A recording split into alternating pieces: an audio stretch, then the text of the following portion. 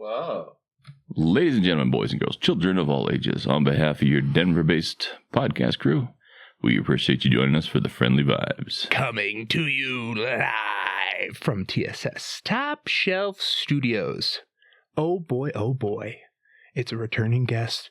And folks, he's a big timer now. He doesn't just want chocolate milk, he wants Dr. Pepper too.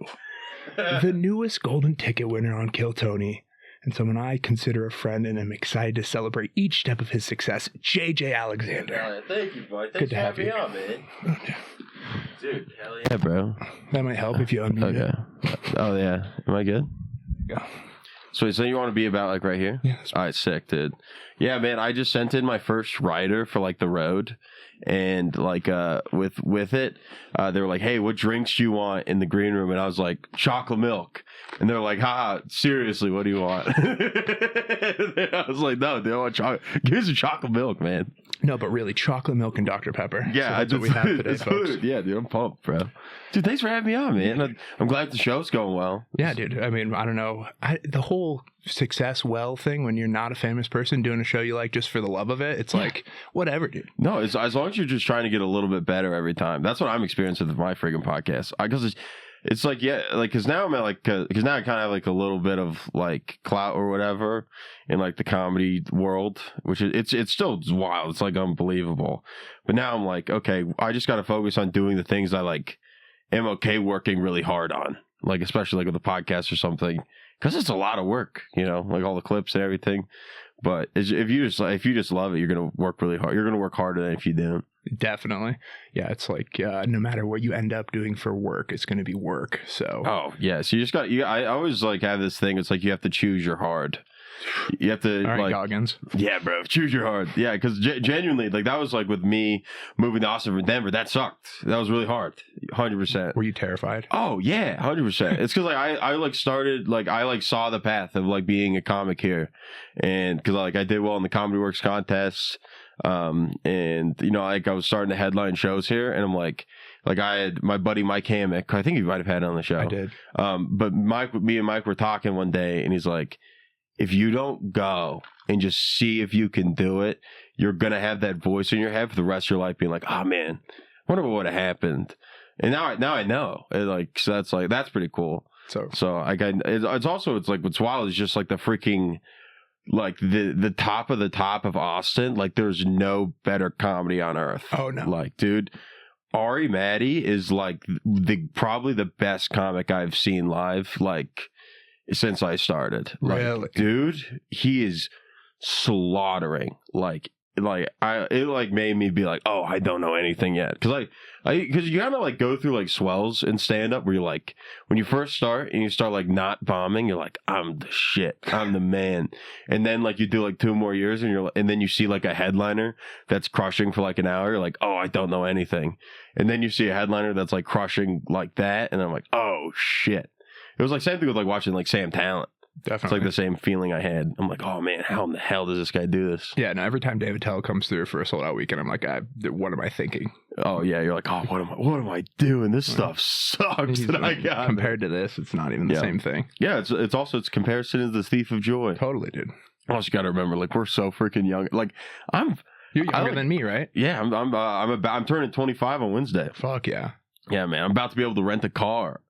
It's probably the last. I mean, all the milestones are bad from here, I guess, is what I. Oh yeah, that's just retirement. It's like when am I getting Social Security? That's the only milestones left. I mean, before I turned 26, I had a fused spine, JJ. So you know, Dang. Life can change quick. You can't, dude. What do you mean fused spine? I got a spinal fusion at 25 because I'm all fucked up. I was in pain from like just 17. Crazy back pain. Yeah, just terrible pain, like all the time, every minute of my life, just like pain. That sucks. All the way down the leg, all the way into my feet. Yeah. That's wild. It's because also it's like the spine like kind of connects like your whole body. So it's like when that hurts, it kind of like goes throughout your entire body. You can't like live without pain. Yeah. It's no good. It helped me understand why people like the Luigi Mangione guy. Oh yeah, why? Like how you get driven to do something crazy like that. It's like, yeah, you're in pain all the time with no hope of reprieve.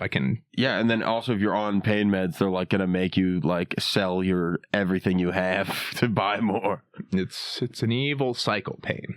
Oh yeah, dude. So when you moved down there, though, at least you weren't on your own, right? Oh yeah, I got my boys. Yeah. I got my boys. Me and Matt Campbell. Me and him. He's doing really freaking good. That's the other thing. I saw him on 2 or 3 weeks prior to you, and I messaged him. I was like, "Damn, awesome to see you getting up at Kill Tony. I hope things are well." Dude, yeah, he's doing great, man. No, that was wild because he's a little sassy little boy, dude. He's a sassy boy, and like he's like my mom's vagina, and I was like, holy shit, Matt, you're insane, dude. He's a wild lad. I like. It's like he's one of those guys. Like it's just like you need those people that are like pressing you to like improve, and he's one of those guys. So give us like a little glimpse into the walking through the mud portion, because now you're glimmering and shine. But you moved down there. Yeah, so I moved down there. Me, Alex Hartline, and my buddy Jordan Heblinger and Matt Campbell. We all slept on 2 bunk beds side by side for a month. Because we applied for an apartment. The apartment like just didn't get back to us. We kept reaching out because we flew out to like try to go like find like our apartment where we're going to move in. And we like found a place we loved. We're like, this is great. Let's pull the trigger. And then they just kept not getting back to us. We're like, they needed like one more form. Then we sent all the forms, and then we just like lost our application fee. And then I'm like, this sucks. I'm like, why don't you? And then also they never even told us if we were approved or denied like the entire time. But that was just like a huge pain. And then like, so we're like, dude, we gotta freaking go. This is just like one thing in the way. And I'm like, dude, April 1st, we're gonna freaking send it. Like no matter what. April Fool's Day, funniest day to move, 100%. For sure. Being like, hey, I'm moving to Austin, Texas. Maybe 9/11. Yeah, no, the April Fool's, I think April Fool's is funnier than that. That's fair. Yeah, because like, it's just like dropping it like the freaking Denver comedy scene, like group chat.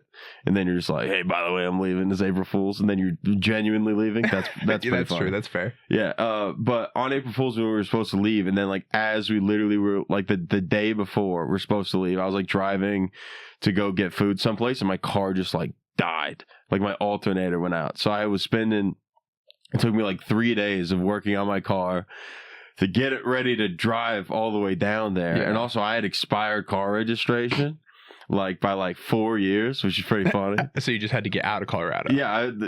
Generally I realized that if you want to like, you could just drive to another state. Like if you have a bad driving record in a state, go to a different state. That's genuinely like not like what is it like immoral life hack or what's it? Yeah, something like that. Well, they're not going to excommunicate you from Utah to Colorado to commute some traffic violations. Oh yeah, that'd be so funny. They like go drive. They arrest me in Texas for my freaking expired car registration. I remember when I learned that. I think it was like in business law in college. Of like you can't be pulled over by a state officer for out-of-state registration issues. Like that can't be their sole issue for pulling you over. So if you make it out of Colorado with 4 years expired plates, they could pull you over for seeing you smoking, bad turns, traffic violations. But they can't pull you over and say, hey, I saw you had expired plates and Colorado tags. That's so funny. So as long as you make it out of the state of Colorado, that specific thing they can't pop you for. That's so funny, dude. We're giving like poor game on the podcast. Like this is like the opposite of like a financial podcast. Is like, you want to get out of paying this $250 bill? Here's what you do: move your life to another state for a brief. Figure stuff out. For a brief period of time, I was encouraging people to realize that medical debt isn't real. It's not real. That you like can get medical things done and like just not pay. I mean, this isn't the case anymore. I think the Trump administration switched it, but for a period of time, you could just say there's no credit impact to your medical debt. That's interesting. If there's no credit impact, why the fuck am I paying it back? Yeah, dude. I was watching Matt McCusker's new special. Oh. He has such a funny joke about it's like. You never have to pay off your credit card. You just have to talk to a lady on the phone every day. That's all you have to do. Yeah, it's 7 years, it all resets. It's crazy. 7 years, it all resets. That's what I'm waiting for, dude. I'm just like, I got like a little bit of like debt that like I'm like I can like contest. Or I'm like, I don't need to buy a fucking house or anything. Why do I need credit? I don't need credit. What do you need that for? I mean, it's truly like it's this weird thing where As someone who's recently been holding an above 800 credit score, Oh, hell yeah. I don't feel good about it. I feel like a slave to the system. I feel like I'm a really good, effective cog. By the way, Grant Lucas is here in studio producing us for us today. I didn't Dude, shout hell him yeah. out. I have perfect credit. Do you? What's perfect credit? 50. 850. It's actually 847 right Damn, now. dude. We got free. Like, so how'd you build credit? What'd you do? You I'm just 40. Oh yeah, that makes sense. Yeah. You're 40. 38. doesn't it look great? You look great for 38. I look 45. Just drink chocolate milk. Dude, genuinely, chocolate milk might age you. I think that could be it. Also, I saw the study, and they're like, chocolate milk is the best like post workout beverage. It is. Can you give us a Yeah. goog? Can you give us a goog on? I want to make sure I'm not. Chocolate milk for recovery. From Yeah, and I saw that. I'm like, oh yeah, for sure, 100%. Dude, let's post this out. Let's post that out. Yeah, dude. And I didn't know if you were gonna get straight from the half gal. Oh no, I got it. They got these fancy ice Oh, ice cubes in chocolate milk. ice cubes. Oh yeah. My God, that was supposed to be for the Dr. Pepper. This guy cannot be stopped. Oh dude. You know, the problem with looking stuff up now is that now I see the National Library of Medicine and I know that this is just back-funded stuff, right, Grant? So now I see all the black pill stuff through all of these studies now. I don't like it. Israel. Is it saying that it's like the number one? Chocolate milk, a post-exercise recovery beverage for endurance sports. Are you doing a lot of endurance sports? You're running lots of No, dude. Not at all. I'm not even close. Whatever's the opposite of endurance is what I'm doing. So the balance between fattiness and carbohydrate protein is what provide, and the fluid to sodium ratio aids in post-workout recovery. Interesting. Yeah, like when Floyd Mayweather would train, his post-workout thing is he would drink a Coca-Cola. That can't be. No, that's true, dude. Go fact check me again. But dude. is that like, that can't be good for him, right? Is No, it the it's sugar? like there's something about it because like if you're working out that hard, like they tried like Gatorade and all these different stuff.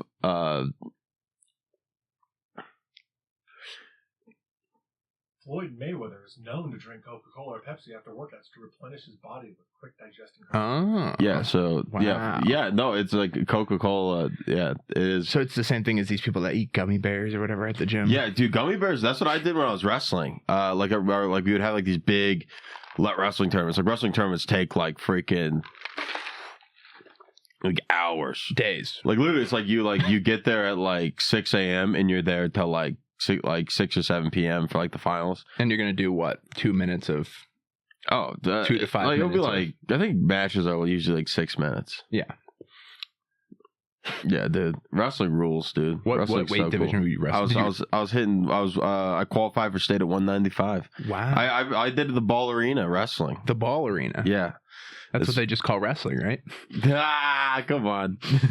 Yeah, the wrestling rules, dude. Do you ever like slam someone? Like slam the fuck out of someone? Like That must feel so sick. dude. There's nothing worse than like I remember I brought like my high school girlfriend to one of my matches and I just got my like ass kicked and it just freaking that was brutal. I felt like caveman brain. You know what's weird is I bet that's worse for the girl Like, than you. Oh no! You know, like it's got to be a weirder feeling for them. Watching your boyfriend get friggin' dominated. Yeah, because you're like questioning, like, am I not attracted to him anymore? But I have to be. So it's got to be this weird, like. That's what I probably feel like if your girlfriend saw you just completely like bomb. Oh, your wife now. If your wife is just watching you bomb on stage, she's like, oh no. No, see, that's the dirty little secret about having a wife is you bomb all the time. That's how you get to a wife. That's true.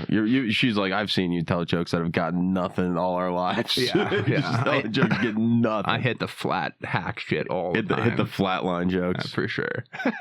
No, but okay. So back to Austin, Texas. We got sidetracked, but yeah. Then we ended up finding a place to live, and so you found a room with 2 bunk beds? I'm just in a regular apartment now. Okay.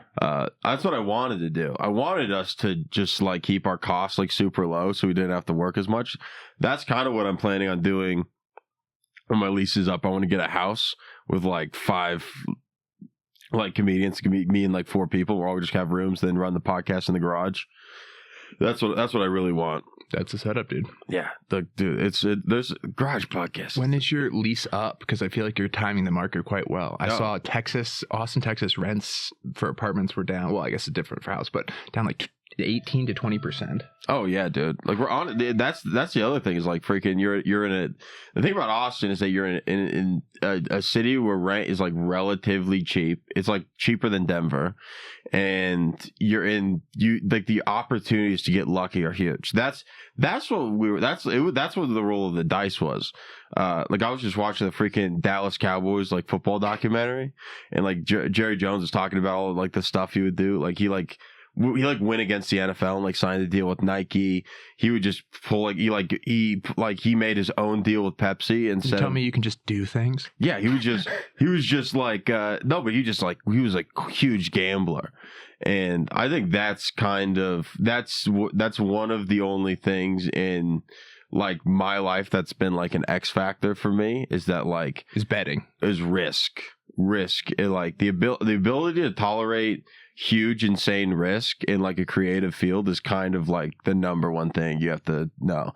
Because like when I told like my like family and stuff that I wanted to move to Austin, there's like a lot of like, hey, you know, like I got my uncle's like a great example because he was like, you know what, like this is good, like it's good that you're moving, but like make sure like comedy's on the back burner, like you're building a life, you know. And then my uncle was like a fan of Kill Tony, so I got the golden ticket. He's like, burn the freaking boats, dude. Like everything. It's time to rock. Like now it's like go. Now you got to go make a career.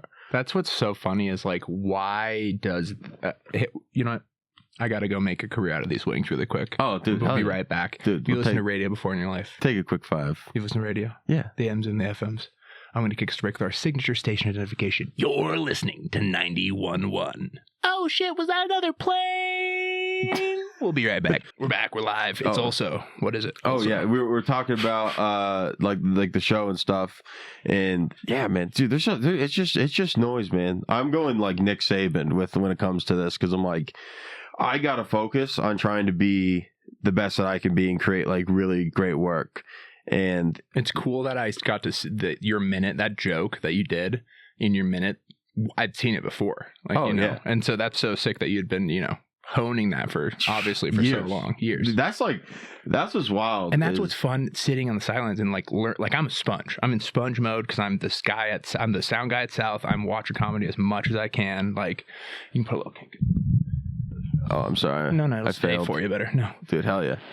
Like I'm just trying to be a sponge. And what I've learned is like, oh, you do 10 years of writing jokes and honing like what you think might be, maybe 15 years of like what you think might be an hour of material about you and your life and what you're trying to approach in stand-up.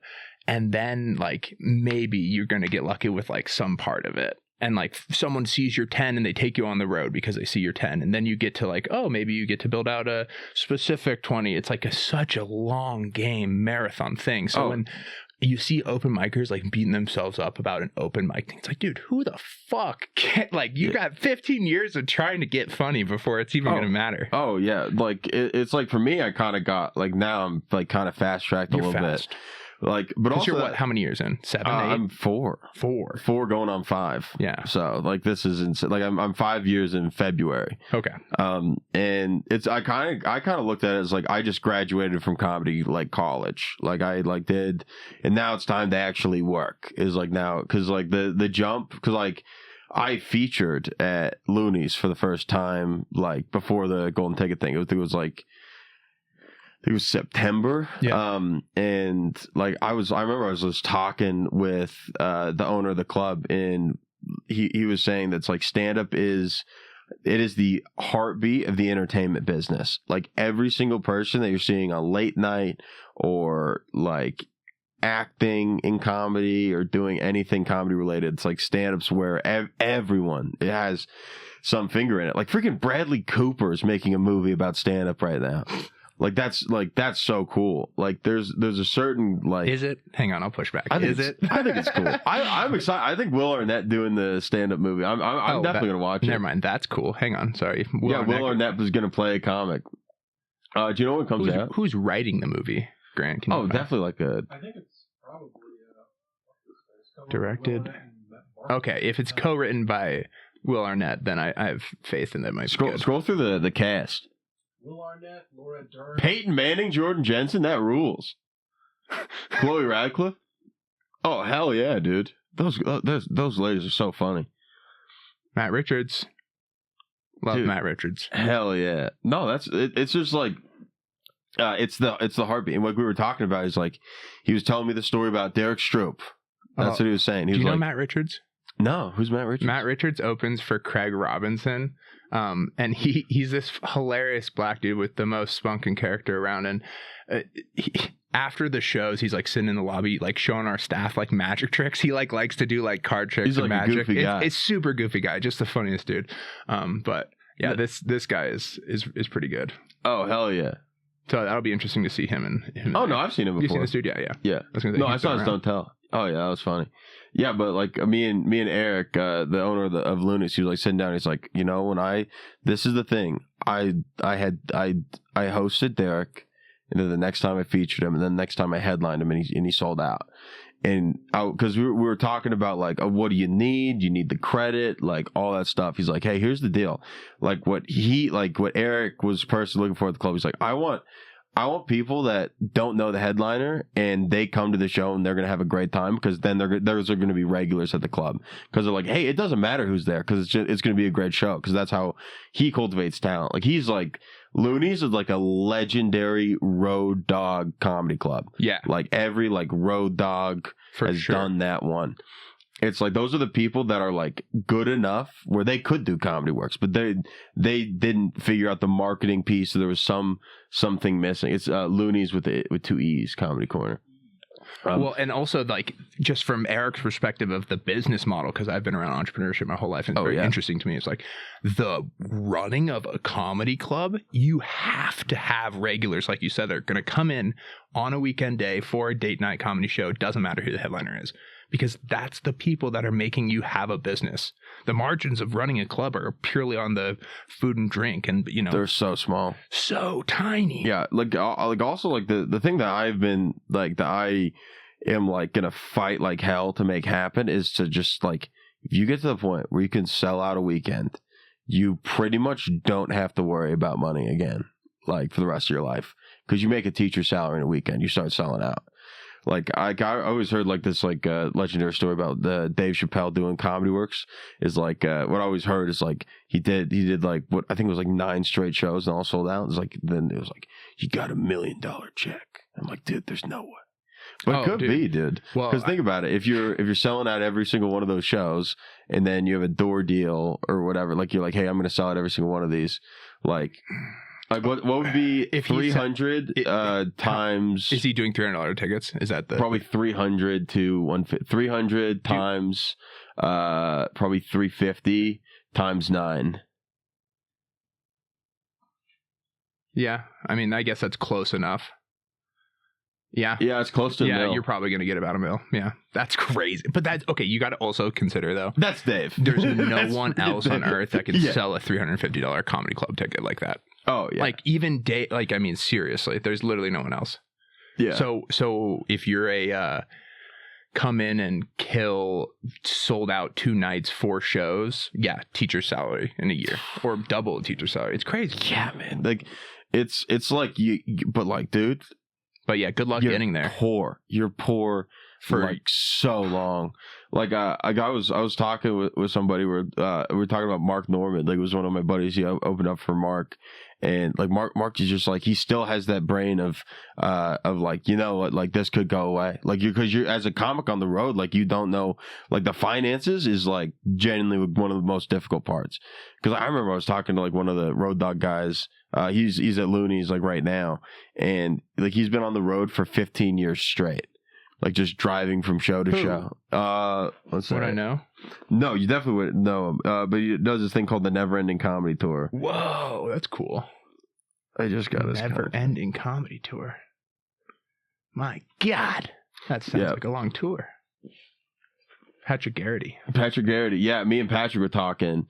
And like he's just on the road all the time, and it was great just talking with him because it was like like I'm at like this inflection point with stand up, and it's like it's great talking with a guy like this. He's like, I've been doing this 15 years, and I'm like, what's it like? He's like, here's the thing about stand up, you're never done making friends forever. It's like, because like me and him like met like right away, and then it was like, he's like, hey dude, like what's like, because as soon as like you know, like you're just comics, it's like you have someone that can relate to every single thing you're going through almost all the time, because it's all the same.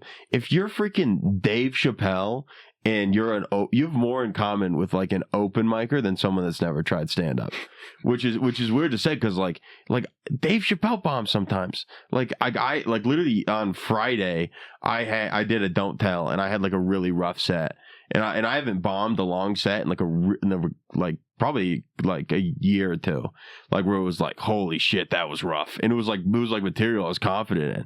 And then I went and headlined the show the next day at Lebowski's, and I did the exact same jokes, freaking slaughtered. It was like a great set, and I'm like, man, I don't even know, like sometimes you just have a bad show, and it's okay, and you try to figure out what. Like, I think I wasn't prepared enough. I think that was something.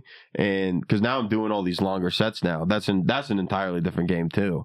Because dude, ripping like 10 is like, or 10 or 20 is like the jump between doing like a host set and headlining is like, it's almost like, the law of exponential growth, you know? Like, you know, to go from host to feature, it's like 10% is hard, but to go from feature to headliner, it's like 70% harder. Especially if you're trying to do like a good hour. Like it's fun, but I still love it. So I love the challenge of it. Are you still right now at this stage, like you're putting together a full hour of things? Yeah, I'm trying to get a full hour. Yeah, because it's not like one. No, yeah. So, but that's what you do on the road. That's what you do after. I'm sharpening on the road. So my plan right now is I'm gonna go start grabbing the other golden ticket guys, and I'm just gonna be like, hey, I need one-nighters at random clubs, and I'm just gonna start sending emails. And also, like, I was talking to freaking Patrick, and he's like, hey, you know, I was sending a bunch of emails, and sometimes people just wouldn't get back to me. So I'd get in my car and I would drive to Boise, and I'd introduce myself and just like be like, hey, what can we make happen? Because you have to think about, like, these people, like, it's really hard to book a stranger, you know, but like, it's like, oh yeah, you know, I met this guy before. It's less like, it's like less of a wild card. They're like, they kind of know a little bit, especially if like you go to the club, you talk to them, you're like, hey, can I do a guest spot tonight? And then you go rip your guest spot, and they're like, hey, I'm a headliner, and then they're like, okay, you know, maybe we can give you like a one-nighter in like just a couple months from now, and that's how you start working, and that's how like this guy's been doing that never-ending tour. Wow, it's pretty cool. Yeah, it seems like another important thing is like, at least with some success I've seen in the last 10 years of like people building a community or a way to have income from a creative thing they're doing that's stand-up adjacent. So they've got a podcast or they do some other thing. That's the thing I'm trying to figure out. It's like monetization. Because like I'm looking at like my like if you think about it, if you're trying to pitch it to like a business owner, and like let's say like you would post like a clip from like this podcast, and you have like your logo here, and you post that across Instagram, TikTok, and YouTube. It's like, even if like your Instagram one's getting like, you know, 10,000 views, one of them probably could go higher than that. Then it's like, hey, you're getting 100,000 impressions on your brand. How can you Google how much would you have to pay to get 100,000 impressions? It's pretty cheap. I think it's like $100 for 100,000 or something. No, but still, that's $100. Like, I'd rather take 7,000. No, but that's from per APAC. post. Per post. See, 300 to 2,000.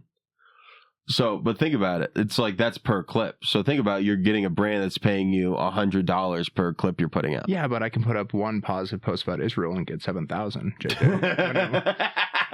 Let's freaking get in our bag. Who gives a shit? We're talking about money. We're trying to make bags, dude. I'm telling you, if you're trying to sell out, there's people that'll take you. Yeah, man. No, I was just that's pretty. I'm trying to think about like, okay, because now I'm in the spot where it's like, okay, how do I make stand-up replace my income and all that stuff? Because freaking, we're talking about entrepreneurship, dude. It's you have to be like the craziest story is freaking Shane doing tires because he self-financed it. No, and the only way you can do that is if you spend 7 years doing a podcast in the dark, slowly screaming into the void. Yeah, so, you know, honest to God, like look at anyone that's got a bag. Tim Dillon, chain, whatever it be, like Choco's Trap House, Come Town, it's all from the community and the premium monetization of like, hey, I'm going to keep doing this thing that I love for people that are going to appreciate the thing or want to be a part of the thing. Yeah, it's like the thing about like the Kill Tony thing is like that can kind of like overnight success a little bit, because that's like the amount of congratulations I got was insane. Like, dude, like the guy from Jackass, like the big Zach, he's like he's the guy that jumped in the cactus. Like he was like, dude, I loved your set, congratulations. I was like, holy shit, because I remember I was just getting like me and my buddy Jordan, we were just getting high as shit watching Jackass 4, and now I'm like talking to that guy. I'm like, this is fucking crazy. Like that part of it was wild, and that's the gamble you're taking going to Austin. And now like my huge bet like paid off a little bit. Now it's like, okay, now how do I separate myself? How do I do the small things right and be like, yeah, because the least important thing is the jokes at this point, dude, right? please pull up the video of him jumping into the cactus, dude. Oh my goodness, it's got to be. You can just look up YouTube jump in the cactus. YouTube cactus jump Jackass. It's gonna suck to listen to. I just generally want to watch it. No, it's totally okay. The people will put up with it for you. Oh yeah, dude. Dude, this is. He's been making a name for himself by filming. Shouts out to Steve-O. He's literally the nicest dude. He's literally the bro.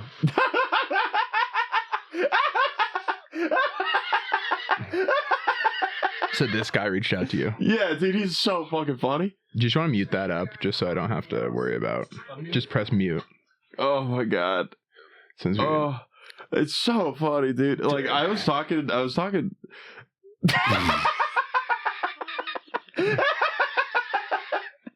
He just jumped on a skateboard in half and then dragged himself in the nuts. Dude, I just don't. This kind of thing just doesn't. That's not funny to you? No, it's funny, but like Dude, a dad joke is funnier to me than that. Like, that's right. That's right. I was talking to my friend Jordan, like, man, dude, like the funniest thing that we can do is like, I don't think it's funnier than a guy jumping into a cactus on a skateboard shirtless when he's that big, dude. No, I mean it's pretty unbeatable. Oh, that looks so fucking bad, dude. Why? Oh my god.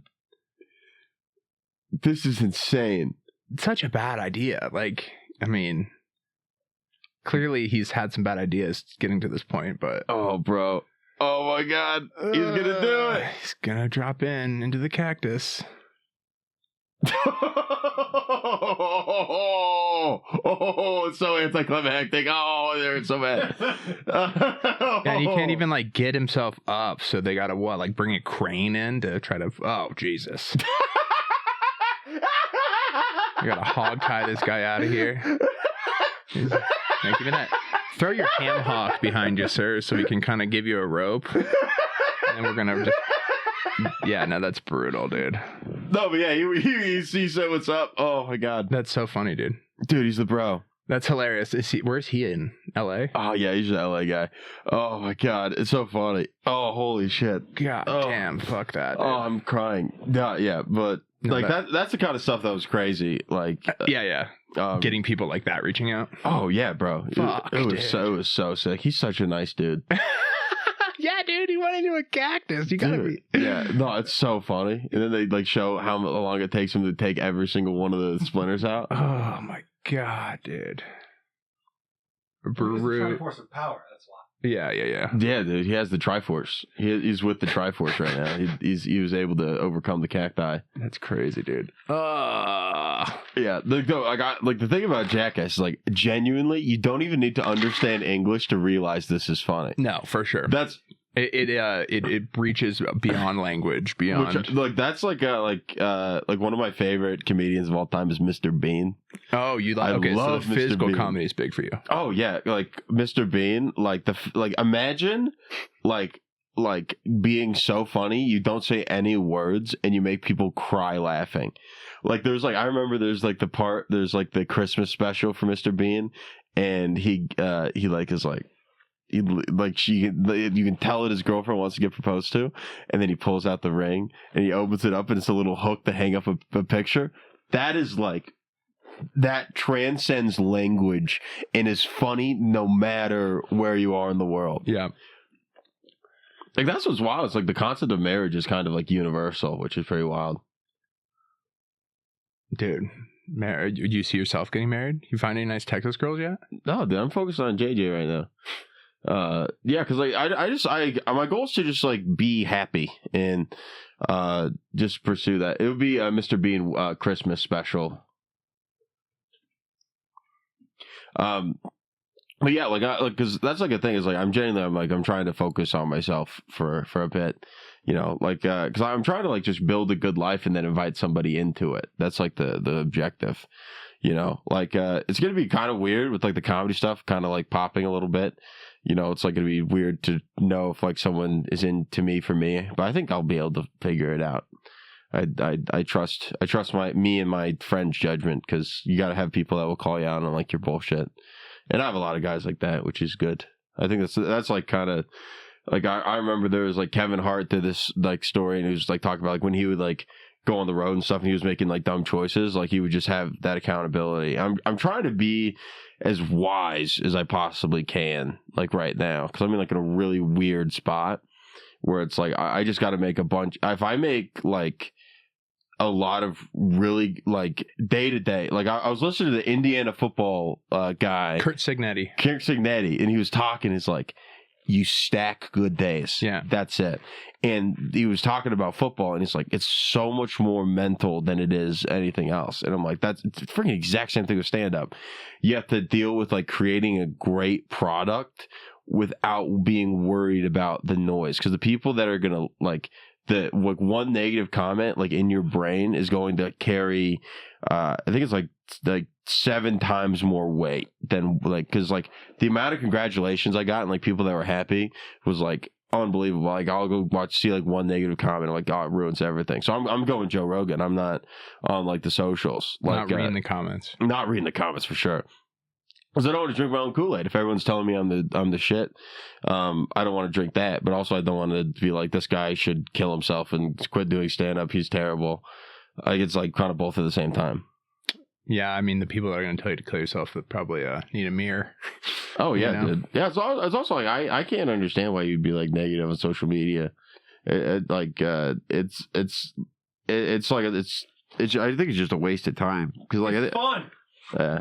No, it's just like there you go. So we have you and I we got on the one team. troll. We got you and I sit on the team of social media is evil when people use it for bad, and it's a shame that the hate fuels it more than anything else. And he's over there like, yeah, fuck yeah, the hate.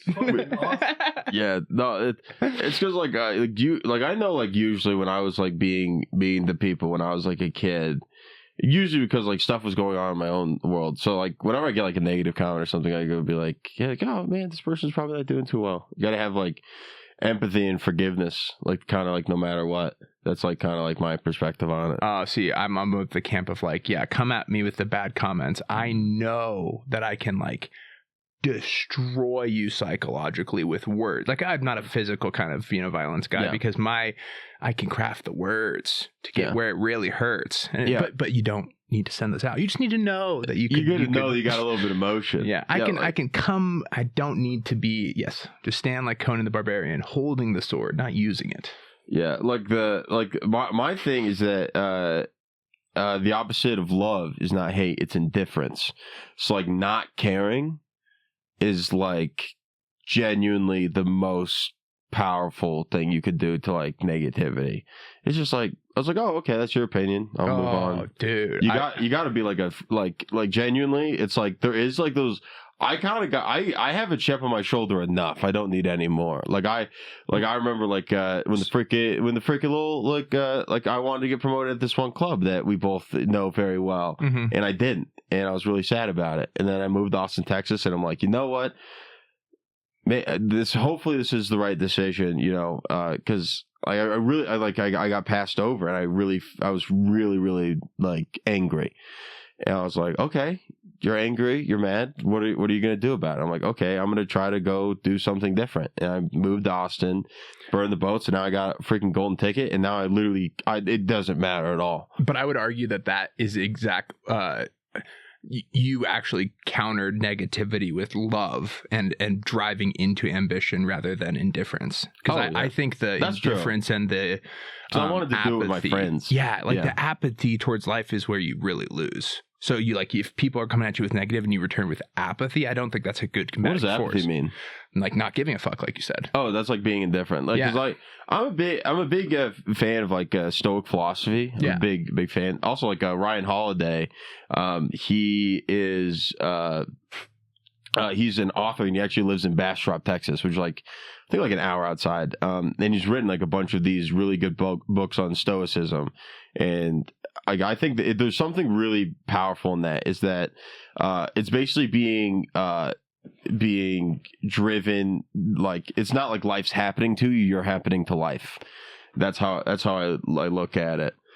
Dude, Sigma male, 100%. Yeah, you're trying to dig into the Sigma? No, I'm not working out hard enough. I'm a little too. I was like watching my Kill Tony, and I'm like, oh shit, I'm the fattest I've ever been. Oh no, this is brutal. And then then also that it's just like, 2 million people have seen me at my fattest, which is also so actually more than that now. Like I was looking at like one of my one of the clips of my set has like 4 million views. I'm like, Jesus Christ. What the fuck? Dude, that's like insane. Like I don't know how that it's like an unbelievable situation that there's a very like select few people that can relate to it. I'm like so like when I'm like looking at everything I like want to do, I just have to kind of break it down. It's like, okay, if I was making the best possible decisions for the next year, this is what I'd be doing. Thank you, production, for pulling up Jonah Hill's weight loss journey. I'm gonna go. No, I'm gonna go on Ozempic. That's what I'm gonna do. Are you? I'm gonna hit the Ozempic. You should being like slightly overweight, just hitting Ozempic is pretty funny. I think you should. You can make content and monetize. Going back to that, of do some of these gray market GLP-1s and peptides. Test them out and I'm give like, reviews. Hey guys, what's up? I'm JJ. Today I'm injecting myself with. I'm injecting myself with freaking actual steroids.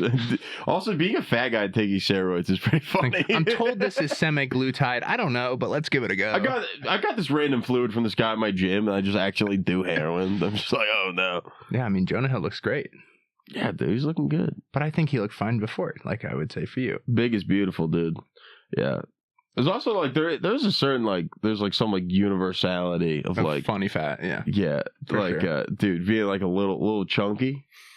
Like you're genuinely like I saw this thing like, dude, if you're like over like every inch above 6 foot, you're perceived as like I think it's like 10% funnier, which is very funny. So you got to be killing it, dude. You got to be slaughtering, bro. See, whoever did that study is like definitely a short guy because if you look at the people in the industry, they're all tiny. So that's bullshit. Yeah, well, like the one that was crazy is freaking like Joe List is like 6'3", which is so funny. Clothes. Yeah, there's a clothes company. I keep seeing. I'm 6'3", and they keep advertising. It's like, dude, now it's cool to be short. There's clothes for short people. Like, too bad I'm not a loser. All the clothes are for short people. What are you talking about? Like, they like advertise it for people, guys who are 5'9", but like, why would you do that to yourself? What do you mean? They need clothes too, just like. Yeah, but dude, this is a specific clothes brand targeted specifically for guys under 5'9". It is weird. It's like these are for underwear for guys with a dick shorter than 2 inches. So I think I don't think it's that weird. I think they're seeing all the negativity you're putting out on the internet. They're like, this guy has to be short. That's what they're saying. They're like, there's no way a tall guy would be making all these comments. Tall, good-looking guy with under 5'10". No, see, but I think here I've always said. No one should be making shoes for me. No one should be making clothes for me. It makes sense that there's not shit out there for me because why would you make a company for the point, for 3 standard deviations? It's not a good business model. Bro, you want to know where you got to go? You got to go to Ross, bro. Straight up, I find the coolest fucking shoes and like shirts and stuff at Ross for like XX or like XL talls. Really? Yeah, dude. And like they like what size shoe are you? A 15. Yeah, dude. For like size 15, you got like Shaq feet. Like, bro, like straight up, go to Ross. Okay. 100% go to Ross. And like, because I've been an Eddie Bauer man since dude, middle school or whatever. Yeah, like literally, I found like one of the coolest pairs of shoes I've ever seen in my life in like a size 15 at a Ross Dress for Less. You got to pull up to Ross, dude. All right. I'm putting you on tall guy game. Yeah, putting me on, dude. They need to sponsor the show, Ross. Oh yeah, yeah. Like, but no, dude. The thing is, it's like there's certain like times in like life, like for me with like all the comedy stuff, is like definitely there's like it feels like I'm doing what I should be doing with my life. And I think a lot of like that's cool. That must feel awesome, bro. It's fucking wild. Like it's like the amount, like there's so many people that you meet throughout your life that have like a dream of some kind, and then like just life happens, you know, like just like you know, like one of my buddies, like it's Mike. Like he was telling me, he's like, you know, like I have to take a step back from comedy because I want to be a good dad to my kids, and that's a beautiful decision. That's like the most pure kind of love is what he's doing, and I'm glad. I feel lucky and grateful that I'm not in a situation that I have to choose as much. Like, but it's really like the regret that I think a lot of people feel. Like, dude, just like if you go for it and fail, it's not that bad. No one gives a fuck. No, like, and also like people are like because I'm seeing like one of my buddies, like he just got married and had a kid, and I'm like, shoot, like you kind of like you feel like the FOMO is like that's a real like emotion that like I have, but I'm like, you know what, like you can't have your like cake and eat it too, like that sort of thing. You know, like it's everyone's life is different, but like you have to figure out what are the sort of things you're willing to like. We're sitting on your deathbed. What are you like willing and okay with sitting with? You know that statement, like you can't have your cake and eat it too. I've just always thought like I don't even know what that means. You can't unless you love eating your own ass, I guess. like, yeah, dude. Can't have my cake and eat it too. You don't know how much I love giving myself rim jobs. You don't know how flexible I am. Yeah, there's something funny there. Oh, 100%. Yeah, like, I like that kind of like writing of like old sayings. Like I'm just gonna attack an old saying and find the. I had this like long like Norm Macdonald joke when I very first started. It was like, you know, like a rock that goes to like a suicide prevention clinic. You know, like this rock goes into the suicide prevention clinic and he says, you know, every day is a battle and a journey. I look at the mirror and I don't even recognize the face I see. You know, every day is harder than the last. The things that used to make me happy don't make me happy anymore. I feel like people only like the idea of me, not the person I am. And then the psychiatrist looks at the rock and says, you know, I think you're taking life for granted. So, like, I was like, see, I thought it was gonna go like he was gonna the psychiatrist was gonna tell him to be bolder. That's a great joke. You can feel free to try it. See if that works. Be bolder. Be bolder. You know the secret to life? Be bolder. Dude, Skull Buffs, baby. Skull Buffs. Skull Buffs, dude. Just because I grew up looking at those flat irons, that's why my mind went there. But oh yeah, dude. Yeah, I think if I've got anything silly like that I've been enjoying recently. Oh, I hope I can retire this one, but I've been doing it for like the last year. I don't like, you know, I try to not watch the news, but I saw South Korea declared martial law. You see this? South Korea declared martial law? Wow. First arts, now law. I just want someone not to laugh at that so I can stop doing that joke. First arts, now law. What's going on? And then I go, let's hope they don't come for Mathers next, folks. Am I right? Chicka, that's an American institution. That's fun. And most people don't get that unless they're young, but... Oh, yeah. Yeah, most people don't know who Eminem is now. No, yeah, I don't think people know that Marshall Mathers is It's all about Kodak, Eminem. dude. Also, like... you asked me a little bit like how like things have changed like since I like got the gold ticket and stuff. I just like relate to Drake lyrics now. I just relate to every Drake song, dude. I'm like, this is me.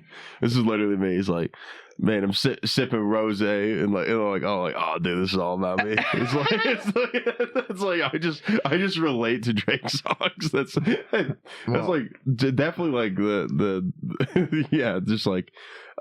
Speaking of 0 to 100, let's catch up over some food and some smoked chicken wings. Let's go. Let's grub, man. If you want to join us, you can support this wonderful ad-free show over at patreon.com/InTALLerable. We're going to make Grant become part of it so he can be a moderator so that when you make bad comments, he can be like, here's some more vitriol hate. Banned. Banned. Hate comment. Banned. Well, if you want to join us at patreon.com/untallerable, you're going to get to see the golden ticket winner. That's how we do it. Eat chicken wings. Let's cook some wings. We'll be right back. We're back. We're live. We're It's back. the Crush some chicken wings. after hours show, and our bellies are full of wings. Oh yeah, dude. We're talking about how It's time for a wing review, though. ring review. 10 out of 10. Holy shit! You should you need to make a rub 1000%. I like genuinely as a regular dude, I would buy it. If I had no idea anything about the podcast or the show, and I had if I went to Costco and I tried those chicken wings and they're like, this is the rub that's on it, and I would buy it in the store. Dude, you're legit. That was awesome. Fuck yeah, dude. Thank you so much, man. Yeah, well, if you ever have any Austin friends coming up here or anyone, dude, I'm always looking to just talk to interesting, fun new people. Yeah, bro. So. Yeah. Dude, yeah, we're talking about civil discourse a little bit. If you want to hear some of the Patreon eating, head over there, patreon.com/untallerable. Just ASMR. It's just me eating chicken wings directly in the microphone. Let me tell you, folks, he looks hot. He sounds hot. But yeah, I think as far as civil discourse you grew goes, up in Boulder Public Schools. Boulder Public Schools, relatively conservative family when my parents were together. Mm-hmm. And so I was this go-between game of learning about the world, challenging my teachers and fellow students, and then going home, be well, actually, I got some new ideas, parents. You're wrong about these things, and this open dialogue of exploring sides and ideas was very foundationally, I think, important to me. And then I get to college, and it's 2016. It's the Trump election. I'm a freshman, and in all of our freshman classes, they have this mandatory day where they're going to talk about civil discourse. And civil discourse is supposed to be hey, we're supposed to talk and have open dialogue and discussion. It's the foundation of what made the college process so important in the United States. And instead, the meeting was more hey, when we're talking about things, we have to be really careful.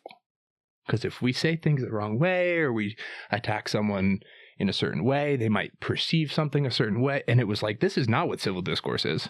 Yeah, I think civil discourse is giving the other side the maximum benefit of the doubt. Ooh, I like this. Because when you talk with someone, because I talk with comics all the time. I disagree with on certain things, and I think it's just genuinely in my heart of hearts, I think that Democrats and Republicans both are trying to pursue what they see as the most beneficial society for people's happiness.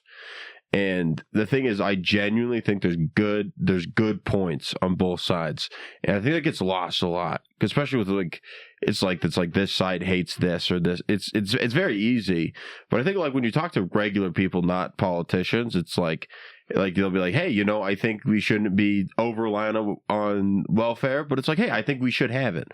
I don't think a kid should go to school and not be able to pay for school lunch, because I've been a poor little kid. I've been overdoing my lunch bills. That's happened to me. And they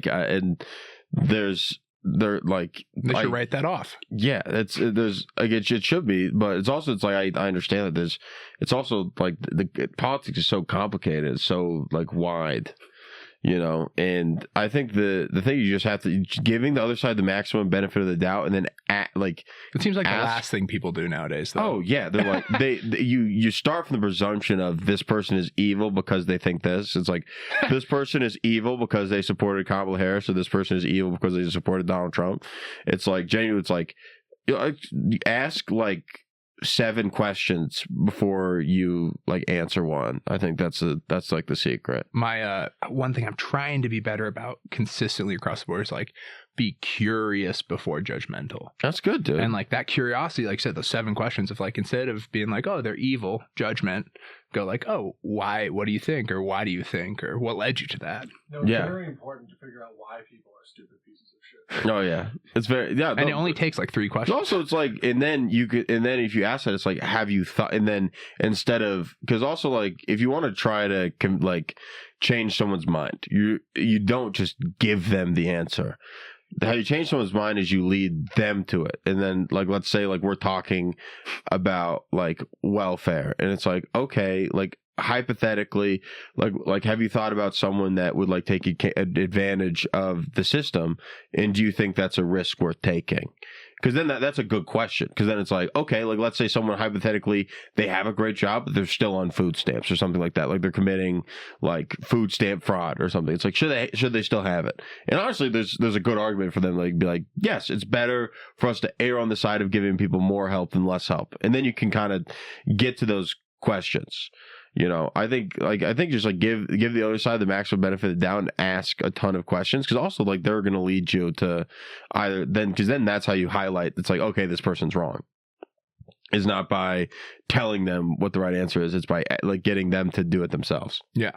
Like they commit the logical fallacy in front of you for themselves. And you're like, okay, you're not going to get it. And then even if they do, then you're like, well, what would you say if I said this? And then you make another like anecdote that's like the similar like frame of logic. I don't know, man. I speak the left. I got the leftist code book down, man. Like I can talk to people that like really don't want to come out of their echo chamber on both sides, especially the left. And I've been doing it for a lot of my life, and I feel like you can lead them all the way to the water, and they can like be like, yeah, that's water, and like they still won't like acknowledge that the water's meant to be drank. Yeah, because also there's this is like the thing about like changing an idea. Like if there's like a perspective on something of like someone changing their mind, it's that also it means that the identity they previously had could be shattered. So, and this is where I think the key crux that we've run into is that we've linked identity so closely with politics and ego so closely with political identity that like people's livelihoods in their minds are shattered by them being wrong. Oh yeah, and that's a problem. They're not going to come around from that, right? Yeah, like you're like the thing you should define yourself as first is like when someone's like, "Hey, what are you?" You should be like, "Oh yeah, I'm a kind person." Like that should be the first answer. It's like, "I'm Republican" or "I'm Democrat." It should like genuinely, it's just like it's all noise. Both sides they're probably both on Epstein's island. You know, For like sure. I think they probably aren't looking out of our best interests. No, dude, and they want us to fight about it because that's what perpetuates their ability to keep the power cycle going. Oh yeah, 100%. You know, and it's also it's like Dude, the government's been shut down for how many days? Shit seems to be running. I mean, we had a nationwide protest yesterday about the lack of no more kings in this country.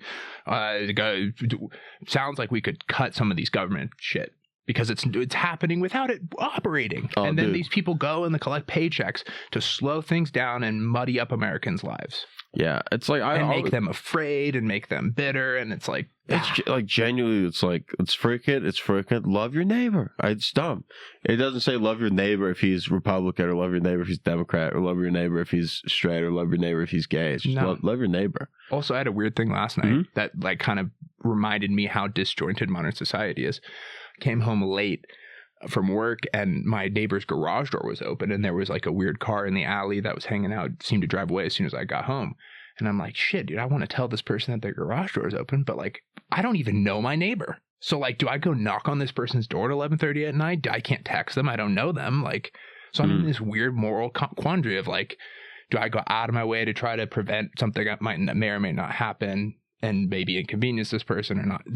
But ultimately, the foundation of it was like, oh, we don't have good community. Because if we had good community, I would know this person. I've lived here for over half a year.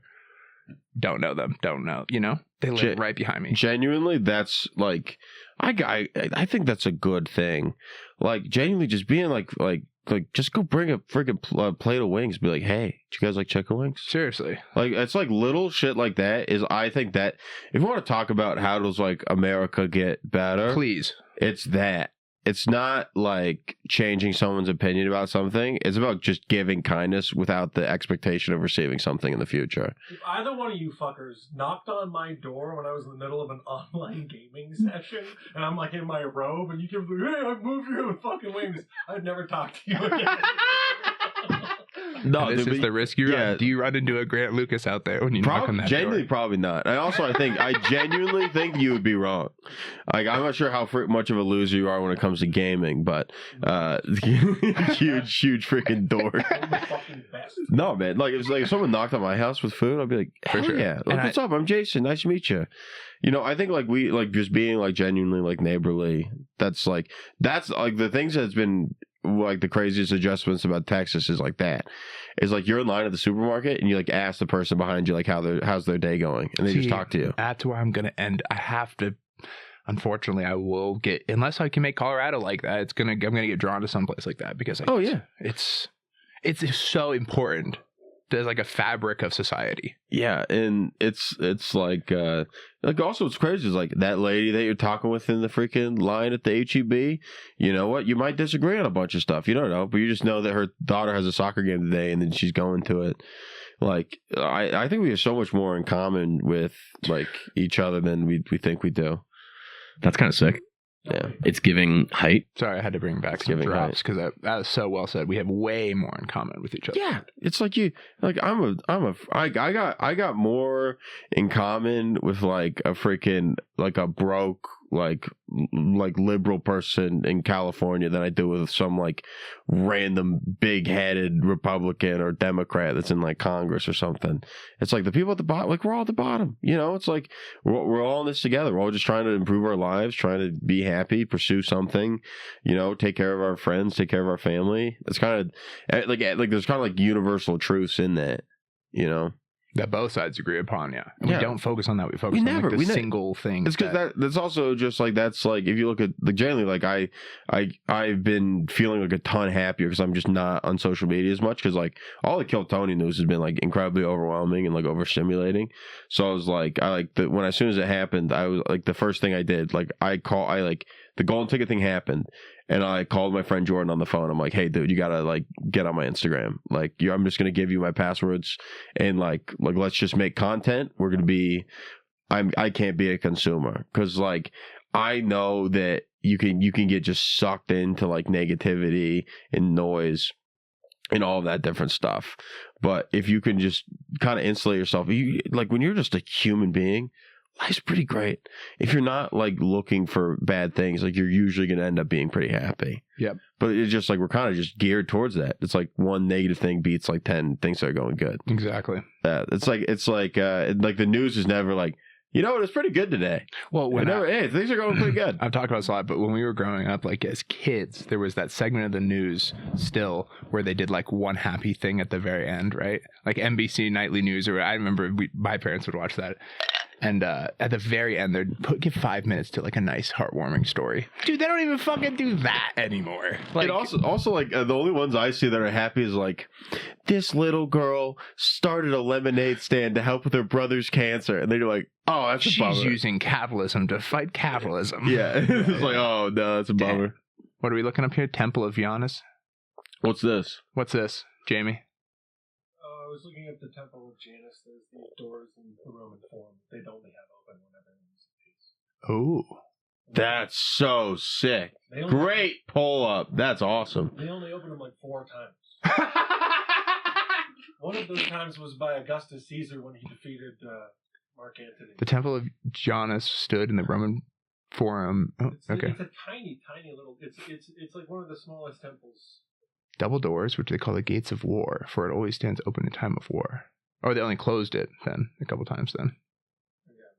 Wow. It's right here. It's like tiny little thing right in the Roman Forum. And they'd open the doors or close them when the empire was at peace. That's fun. They did it 4 times. After Scipio Africanus and Augustus, and 2 other times I can't recall. Dang. That's fascinating. Yeah, like I don't build. Hang on. Here's my other thing: is like we have so much wealth right now. Why are these billionaires not putting money into building the coolest fucking shit? Like, yes, Elon's putting it into the space stuff. We can have an argument about that, discussion about whether that's putting money towards. Is it cool? Let's put like the next segment of the podcast. Is it cool? Ass cool stuff. Like, so I want columns and fucking those guys on the sides of the things. I want. Yeah. I was thinking about this the other day. What is that word? I'm so dumb. It's expensive to have a stonemason, but no one has those skills anymore. But there are machines that can do that.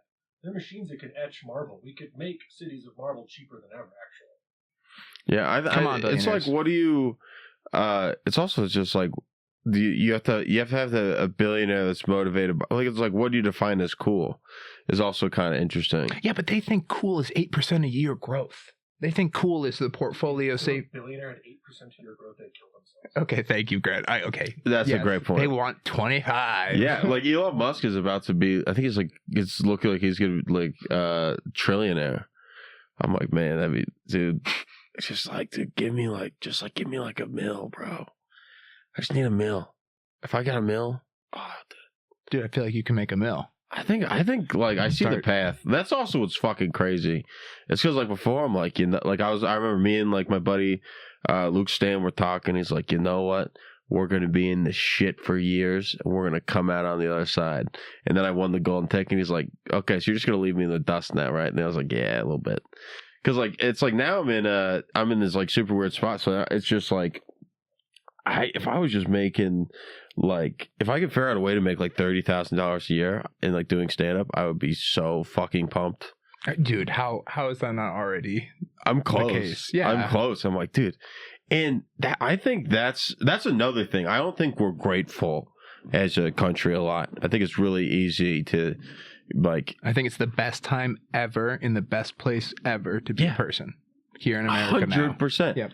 You know, but it's like you're in heaven, but everyone's telling you it's hell. I mean, with the interest rates, it sure feels. Yeah. Okay, come on. Yes, the 70s were nice. Yes, I see the McDonald's menu and the 70-cent quarter pounder. Yeah. No, it's no, but then also like black people like couldn't like go outside without being in fear. So that's another thing. So maybe it wasn't that great then. Yeah, black people still. It kind of seems like it's not too cash money. I think it's that like no, it's way better. I'm just I'm joking about the fact that some black people would still be saying that now in today's day that they're 100%. Still afraid to go outside because white people. That's what I was joking about. But the thing is like there is like what's wild is like sundown towns like do exist. Oh, like for sure. In the deep south. Like one of my friends at my at the Dutch Bros I used to work at, she was like from a sundown town, and like it was wild like because she would have like family members that like say the N-word all the time, and like who was telling me about that on the maybe Ren was telling me about like going on the road and running into a few of those doing a tour. It's like whew. That's wild. Yeah, and and I think that when we're talking about echo chambers, it's like that's a real echo chamber. Oh yeah. But also if you look at like the most racist places are very poor. So poor. And it doesn't help to be racist. I think that it's bad for business. That's why. I think that's a genuine. It's like they're looking for something to blame. When the real problem is it's probably a corporation that's taking advantage of the workers in this small town in like Mississippi. The West Tennessee Water Valley Authority or whatever it is. Tennessee Valley Water Authority. Yeah, they stink. Yeah, big business. They ruin small town interests. I mean, you've seen it happen with lots of even big cities like Detroit. Think about all the industry that abandoned Detroit and left Detroit in the dust. Yeah. After building up to be one of the greatest cities in the world at one point. Yeah.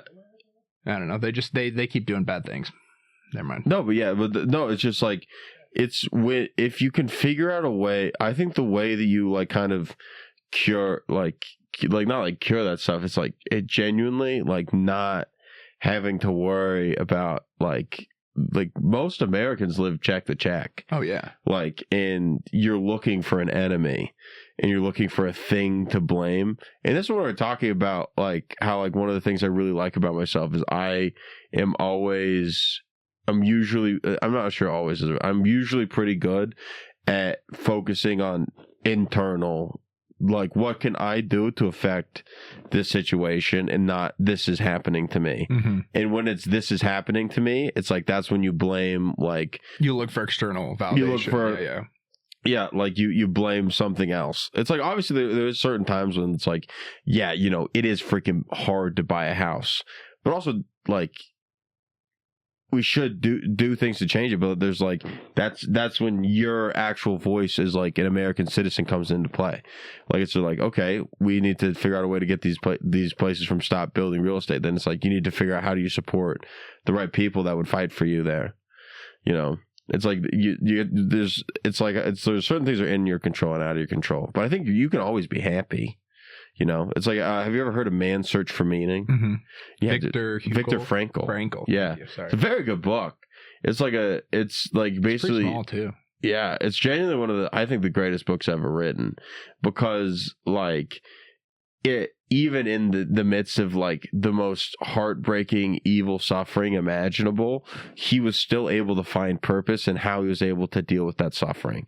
And that's something that I kind of carry with me. I know I do fucking stand-up comedy, so it's not going through the actual Holocaust. But there's hard shit that happens all the time. You have people being really mean. You lose out on money. You know, like bad shit's gonna happen. It's inevitable. In everyone's career, there's like some landmine that gets dropped on their fucking plate in their life, and they have to figure out how to deal with it. And you have to remember, it's how you carry yourself through hard obstacles is what ends up like being like the purpose of your life. Why Will Smith? Grant. That's a man. Going on, but he stepped on a landmine, didn't he? Oh yeah, he did. Yeah, but guess what? He freaking won an Oscar, and now he's making great music. Play "I Like Girls," please. You've heard "I Like Girls"? No, dude. Have you heard it with a different beat though? Is it? It's not bad. I thought this was the one. What with the new beat? I've heard the original one. I want to see it. My goodness, dude. I mean, I like to think that I like to try to be optimistic about the world, but it's hard. I don't know if many people are giving such a generous view to things like you are. Yeah, I think it also just makes you happier. Just being.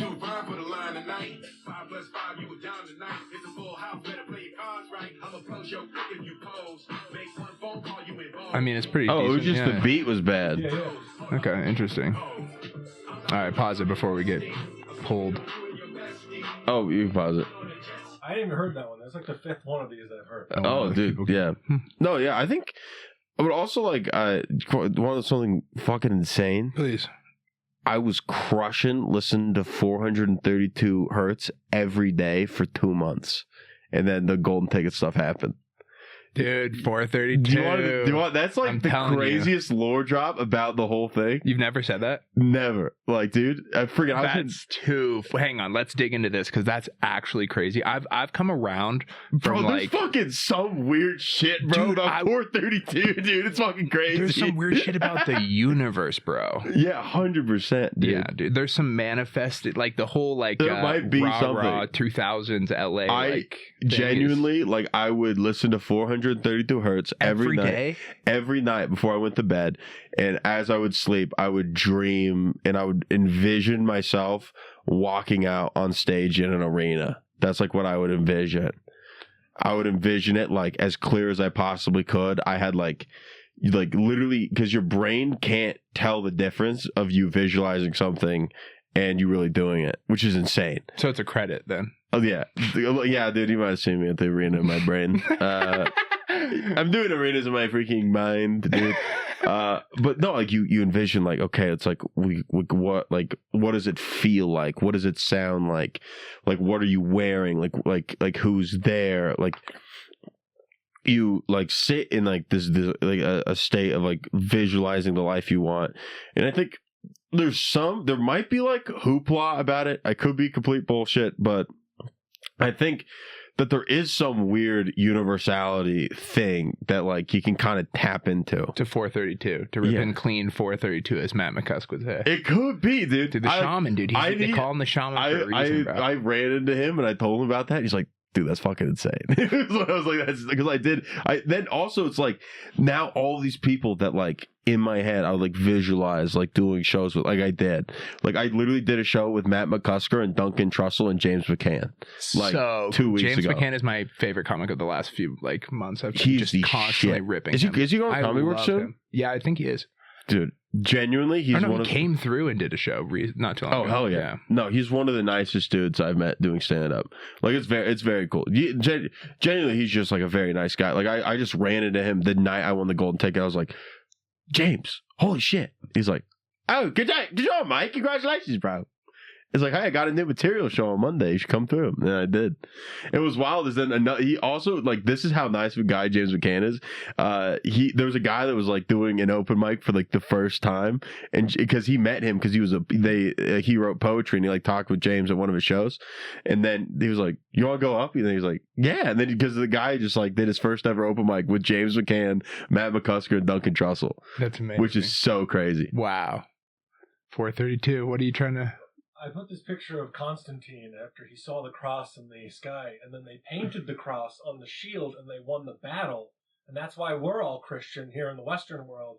And so now you've painted 432 hertz on your shield, and now we're all 432 hertz. Wow. That's how it works. Wow. Whoa. It's called survivorship bias. So now we're all moving towards survivorship bias. So if you get enough people out there listening to 432 hertz, you'll get enough success stories. They'll come out and say, dude, I read fucking Yeah, that's true. messages every day. Yeah. Yeah. So Or it works and you're a fucking dumbass, dude. 432 is the future. dude. No, I think that there is something good about visualizing the kind of things you want. I think it's not nearly as important as actually like working. Are you kidding me? I manifested you being here. The chocolate milk. Worked, dude. I didn't predict the Dr. Pepper, but this leather jacket was part of it. I knew you were coming through with some That's sick. crazy. Yeah, I got some pretty sweet coats. That's what's been sucking about Austin is I have a lot of cool jackets that I can't wear. Why you pull up this guy Jensen Huang? He's the NVIDIA CEO. What's important about him? He wears leather jacket all the time. Ah, it does. Jesus I got Christ, billionaire leather jacket vibes. Yeah, you Nothing but do. leather jackets. I mean, you'll get there, dude. Stay at it. No, but dude, that 432 hertz stuff. Wow, that's crazy. So It 2 was months what? of it 2 consistently. months, like literally every night Visualizing. before I go to bed, because I have a blue. Genuinely, this is like a life hack for like everybody. Get a Bluetooth sleep mask. It is a game changer. Whoa. Game changer. How? What Like, does that do? Because You put it over your eyes? so it's a Bluetooth sleep mask. It's just a regular sleep mask, but it has a headset in it. That's in guided.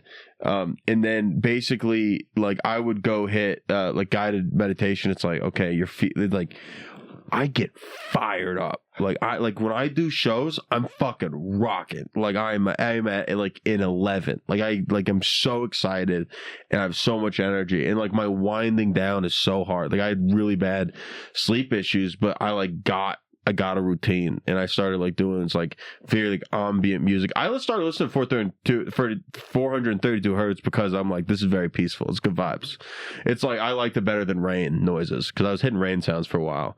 And then just basically like I fall asleep in like 3 minutes. Whoa. Like because you know when like you're tossing and turning. Oh, yeah. Every night. Imagine that just is not there.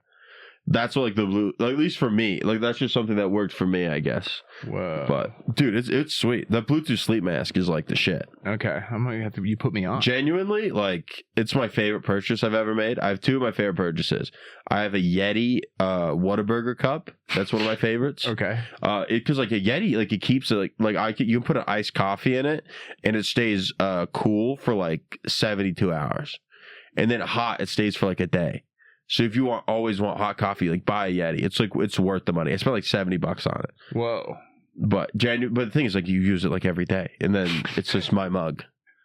So if it's worth to spend like $70 on something you use every day, for sure. That's true.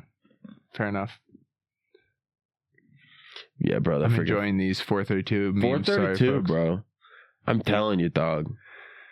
Wow. It doesn't really melt your face off. It just makes you feel at peace. I think also like it just makes me like I think when you're well rested, it's like it makes you a better person. Like because like you know like I get really hangry. I get very angry when I don't have food. I'm just like, if I have a little snack, then I'm good.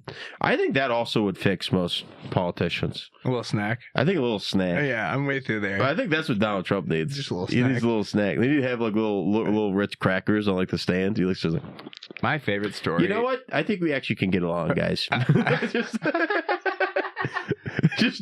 just fixes him. Yeah. My favorite story, I think it's fake, but like of him sitting behind the Oval Office desk pressing a red button that says poison, and then they bring in like Diet Coke and McDonald's, and he like eats it for a few minutes, and then he says, "Take away the poison, get this out of here." But I think it's like what made up, but it's still funny because you can totally visualize him doing that. Yeah, the Diet Coke button was real. Like there was like a story of like I think it was like LSU or one of the college football teams. Like they were like pulling through, and like he was like, "You see this red button right here? It's Diet Coke. Check this out." And then he presses it, and the player's like, "Oh, what did you just do?" And then just a guy comes in with a Diet Coke. He's like, It's pretty sick. It's pretty. What's cool. also wild is like the thing he's like focused in on is like we're making a great new wing. We're making a ballroom at the White House. I'm like, I can't. It's literally that's let them eat the cake, eat cake. You're not down for the ballroom, bro? Yeah, I'm not down for the ballroom. Unless you're just allowed to go in there whenever you want. That's part of my whole. Well, yeah, that's what it should be. You shouldn't be just for, you know. I think Donald Trump should Airbnb out the White House to get out of the debt. That's what we should be doing. What he's done to get out of the debt is the tariff thing. I'm an economics person. I've said before that happened, I'm like, this isn't going to work, and apparently it's worked pretty well. And then why do you think that? I don't think it's worked. What are you talking about? The tariff revenue has, at least from what they're collecting in tariff revenue. They're like they were positive in the last report on revenue versus expenditure, based on the tariff specifically. That's crazy.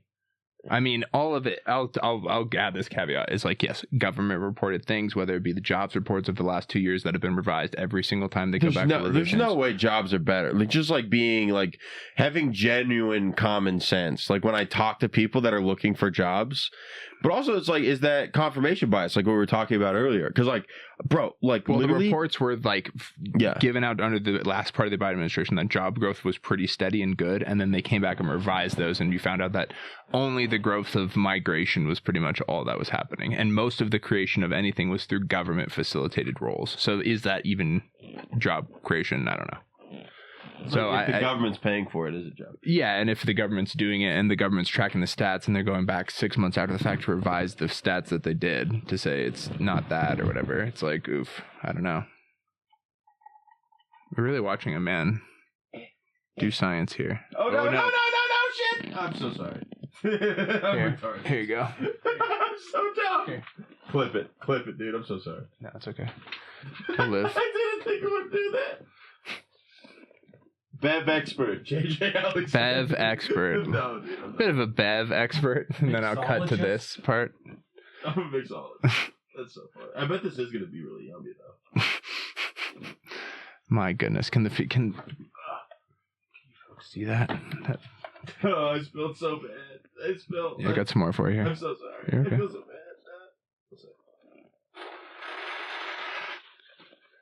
bad. It's so good, though. Well, that's all that matters, really, in life. Is the beverage good? Hey, don't cry over spilled milk. Come on. Okay. Come on. Even if it's chocolate, folks. That's so funny. They never told us what to do about spilled chocolate milk. It was just spilled milk. Oh, you cry over spilled chocolate milk, 100%. Yeah, that's one you really give up. Oh, yeah. So we're talking about, it's like job creation. It's like if the government's just giving away jobs, is that real economic growth? Well, yeah, that was my only point of like the revisions of any of the growth that was happening. Like you said, like you're talking to people, you think that the jobs aren't really happening. It's like, yeah, they aren't through the data as well. As much as the revisions of that part is fake, I would caution against my wholesale belief that the Trump reporting about the tariff revenue is reliable. Yeah, that's all I was saying. I just don't trust good to be critical on both sides. Yeah, it's probably in the middle. It's probably in the middle. It's like all that the whole all the growth's been happening because of AI. 92% of GDP growth in 2025 was attributed to tech-related categories, leaving just 8%. Yeah, the FANG. 92% of GDP growth was tech-related. Oh no. So that's not good. It's all data centers and information processing. Yeah, and all those freaking tech jobs are about to go away. Like I was talking to my buddy, my friend, Sai. He's like literally like he's going on a college tour talking about computer stuff. He is like one of the best people in the world at like image capture for photos, and like he's on like color correction. He's like the 1% in the entire world in this thing. Whoa. And me and him, we met at UCCS when I was the vice president of the Entrepreneurship Club. Vice president didn't exist. I asked for it to be made, which is very funny, which is very entrepreneurial of me to just make up a title and give it to myself.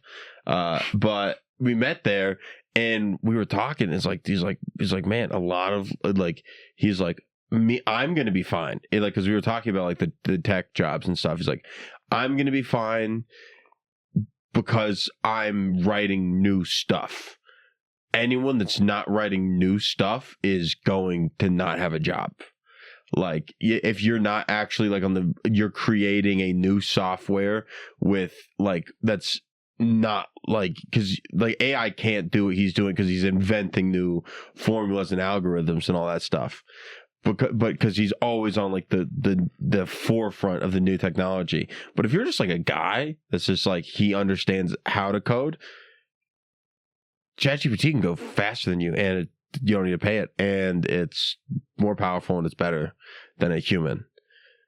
Holy shit. That's insane. And then like your job, you have to figure out how do you prompt it, which is like what the new job would be in the tech market. And that's where 92% of our growth. I'd be a hell of a prompt writer, I feel like. I could get that pretty good. Pretty down.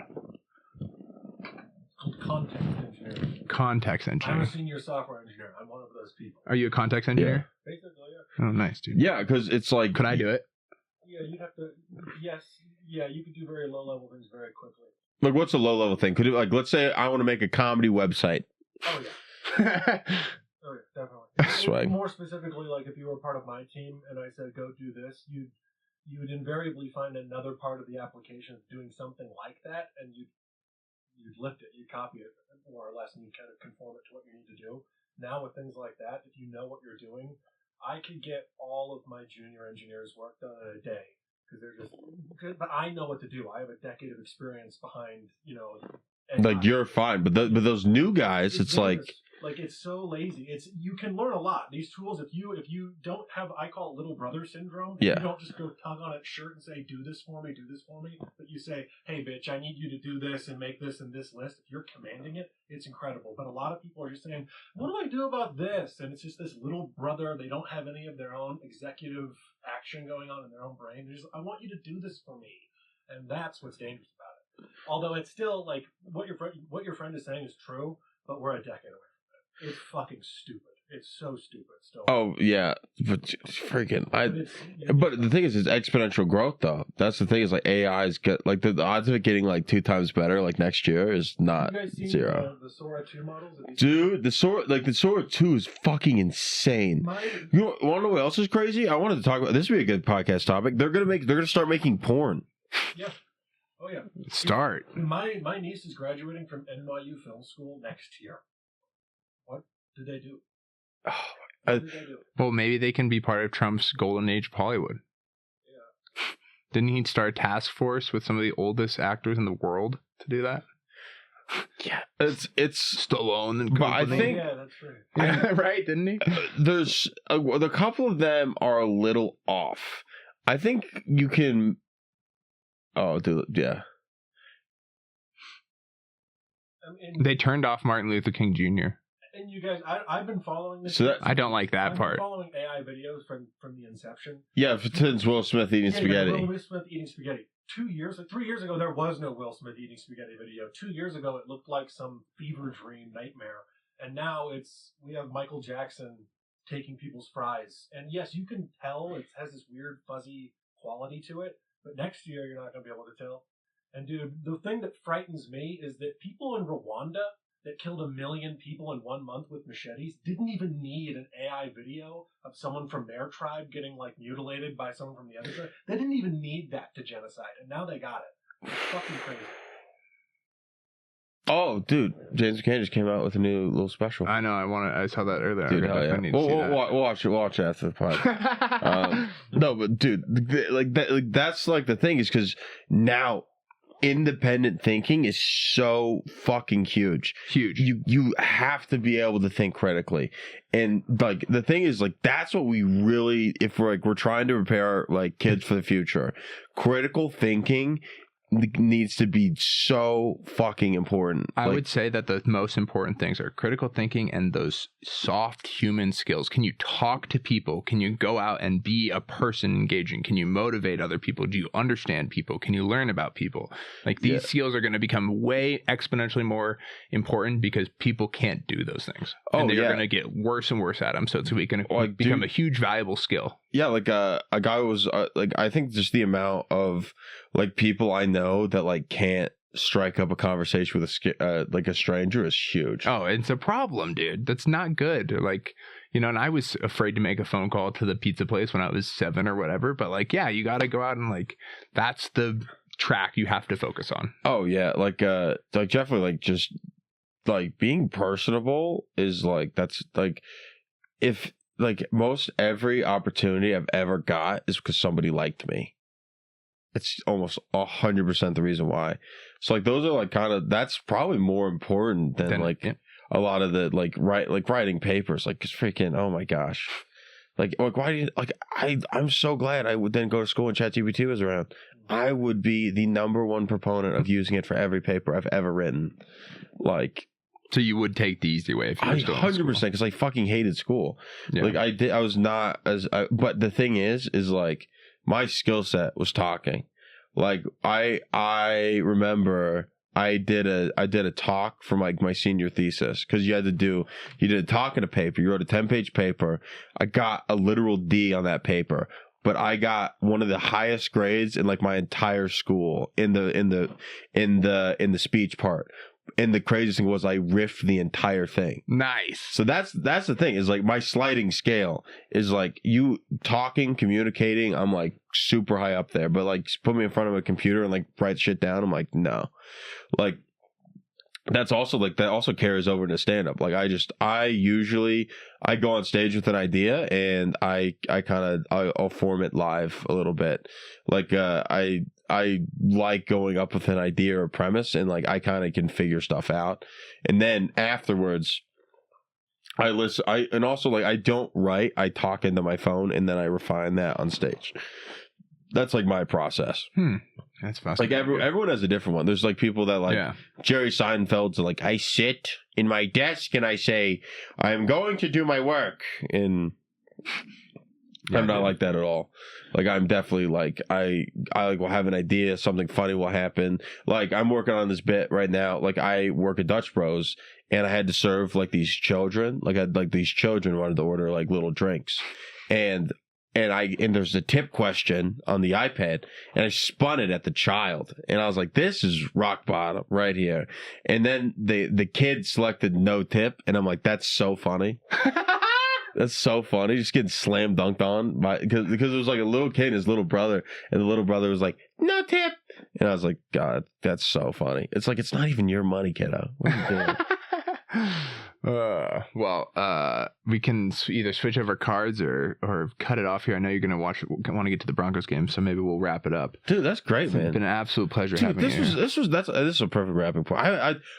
Dude, keep kicking ass, man. Thanks, brother. Like, dude, like the studio looks legit. Congratulations on your wedding and your wife and everything. That's awesome, dude. Yeah, man, I'm so freaking happy for you. Just keep working hard, bro. Like dude. Just keep doing like the little baby things right, man. I'm super excited to see where the podcast goes, man. Thanks, brother. Just likewise hustling, to you, bro. Thanks for being part of it. And dude, anytime, bro. Literally, whatever. Dude, of course. Literally, anytime I'm in town, they hit me up. Of course, I'm happy to smoke chicken wings for you whenever you want. Hell brother. Yeah, brother. Thank you, dude. Where can the people follow you, check you out, support your stuff? Yeah, JJ Stand-Up, and that's gonna be it. Yeah, what about your new podcast? Where can they follow that? Oh yeah, Pink Crocodile Productions. It's gonna be on Instagram. Hell yeah. But yeah, dude. Check him out. Go support him, and keep your eyes out on Kill Tony. He might. Yeah, dude. Use that I might be back soon. So. Soon. Who knows? Yeah, man. Well, dude. Thank you guys. You're the best. Dude, you're the best, dude. Don't forget to subscribe if you want to see more. Patreon, whatever. And as always, wait, I hided you last time? Did you get hided? I wanted to ask you this. Yes, you did. Okay, good. Are you a 7-footer? What's 7-footer? I'm re-hiding him, folks. He's part of the 7-footer club. He's got too big of a heart for his own goodwill. He's going to have to require a procedure. Oh, let's go. Go follow him. Love him forever like we do. And as always, fuck off and be well. Hell yeah. He doesn't want to fuck around with the United States. Thank you, everybody.